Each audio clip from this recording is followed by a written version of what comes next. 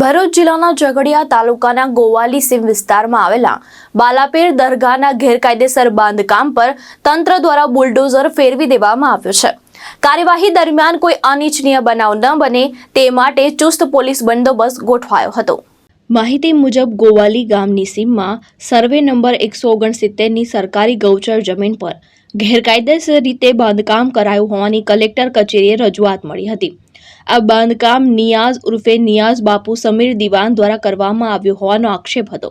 વહીવટી તંત્ર દ્વારા અગાઉ નોટિસ પાઠવી બાંધકામ દૂર કરવા સૂચના આપવામાં આવી હતી। નોટિસનો સમયગાળો પૂર્ણ થયા છતાં બાંધકામ દૂર ન કરાતા તંત્રએ ઓપરેશન ડિમોલેશન હાથ ધરી બુલડોઝર કાર્યવાહી અમલમાં મૂકી હતી। કાર્યવાહી દરમિયાન સમગ્ર વિસ્તારને પોલીસ છાવણીમાં ફેરવી દેવામાં આવ્યો હતો અને કોઈ અનિચ્છનીય બનાવ ન બને તે માટે કડક બંદોબસ્ત ગોઠવાયો હતો। તંત્રે સ્પષ્ટ કર્યું છે કે સરકારી જમીન પર થયેલા ગેરકાયદેસર બાંધકામ સામે કડક પગલાં લેવાશે। નિયાઝ બાપુ નામ છે મારું, નિયાઝ હુસેન સમીર શાહ દિવાન। નિયાઝભાઈ, શું કહેશો? આપણા જે આ દરગાહ છે ત્યાં ડિમોલેશન ચાલુ રહ્યું? હવે દરગાહ તો બહુ ઐતિહાસિક દરગાહ છે, વર્ષો પુરાણી દરગાહ આવેલી છે ને એના પંચાયતે 99માં ઠરાવ કરીને 20 ગુંઠા દરગાહ માટે ભલામણ કરીને લખીને બી આલેલી હતી। પણ હવે એ સંદર્ભે જે અમારા બુઝુર્ગો હતા એમને ધ્યાનમાં નહીં રહ્યું એટલે એ લોકોએ કલેક્ટર સીટી ફાળવણી નહીં કરેલી। અમને ધ્યાનમાં આવ્યું તો અમે કલેક્ટર સીમાં દરગાહ માટે જે 20 ગુંઠાના સંદર્ભમાં દરગાહ માટે માંગણી બી કરેલી છે, એના માટે જગ્યા બી મૂકેલી છે। ત્યારબાદ આ લોકો કહેતા હતા કે ગૌચર છે, બાજુમાં કબ્રસ્તાન છે ને પંચાયતને એવા ઘણા દાખલા બી છે। એ દાખલાઓ રજૂ કરતા છે કે વર્ષો પુરાણી દરગાહ આવેલી છે ને આ જે રૂમ બાંધેલો એની પરમિશન લીધેલી હતી અમે ને રૂમ માટેની પરમિશનમાં એ લોકો જણાવતા હતા કે 343 કબ્રસ્તાનમાં બાલાપીરની દરગાહ આવેલી છે। પંચાયતને ખુદ બી એવું નહીં હતું કે ગૌચરમાં દરગાહ છે। જે તે સમયમાં પરવાનગી લેવા ગયા ત્યારે તેના તલાટી સરપંચ ને એ લોકો નકશો લઈને મને તે ટાઈમે આ પરવાનગી લેટર લખીને આપેલું હતું કે 343માં દરગાહ છે ને આજે એ લોકો પછી ટૂંક સમયમાં આ લોબી બદલાયા અને 2 વર્ષથી આ લોકો આ રીતે પંચાયત દરગાહના ખિલાફ ચાલવા માંડી। 2 વર્ષ પછી એ લોકો જે જીબીમાં પૈસા બી ભરેલા છે, જે લીગલી જ ચાલતા છે, અમે લોકો તો જીબીમાં 51,048 રૂપિયા લાઇટ માટે બી ભરેલા છે, તે બી એ લોકોએ અટકાવી ને કહેતા છે કે ગૌચરમાં છે। અમે એ બી કંઈ કીધું નહીં, પણ અમને એ લોકોને ભલામણ કરી કે થોડો સમય મર્યાદા હોય, આ લોકોએ જમીનની મામણી ના થાય ત્યાં લગીને બાંધકામ કરશો નહીં। તમે કોઈ બાંધકામ કર્યું બી નથી ને બાંધકામ અટકાવેલું બી છે।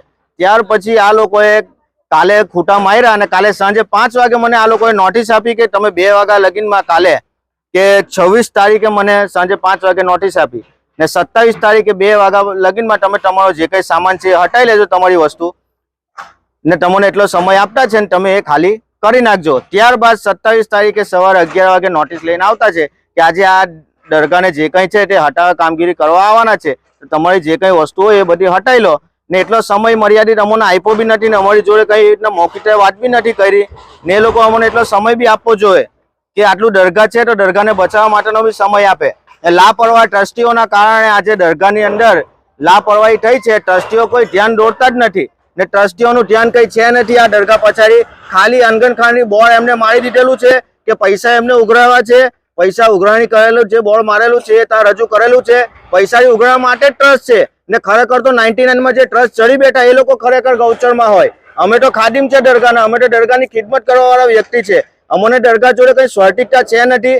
અમે અમારું જીવન દરગાહથી ચલાવતા જ નથી। અમે અમારી રીતે મહેનત મજૂરી કરીને અમારો ધંધો છે એ ચલાવીને જ ચલાવતા છે, ના કે એટલી મોટી આવક ઊભી થતી છે। અહીંયા આગળ શ્રદ્ધાળુ 150-200 માણસ જે ગુરુવારના દિવસે આવતા છે, એમનું ભંડોળ થતું છે, એમની આસ્થાને લગતું છે। એના માટે અમે કલેક્ટર સાહેબ શ્રીમાં જે અમારા વિરુદ્ધ જે કરવામાં આવ્યું હતું કે ધર્માંતર થતું છે નહીં, ધર્માંતર કરવામાં આવે છે તો દરગાહના આસ્થાને જોડતા 90% હિન્દુ લોકો જ ત્યાં આવ્યા હતા કલેક્ટર સાહેબ શ્રીમાં રજૂઆત કરવા માટે।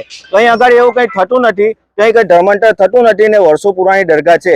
અમને આ લોકોએ થોડો સમય આપવો જોઈએ ને આ લોકોએ અમને સમય મર્યાદિત આપ્યો નથી ને આ ડિમોલેશન હાથ ધરેલું છે ને અમે કલેક્ટર સાહેબ શ્રીમાં જમીન માંગણી માટે અરજી બી કરેલી હતી।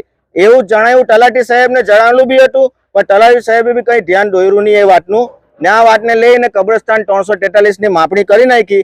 માપણી થઈ એક બાજુ ને એક બાજુ મને અરજી આપી દીધી કે તમે રૂમ ખાલી કરી નાખો દરગાહનો।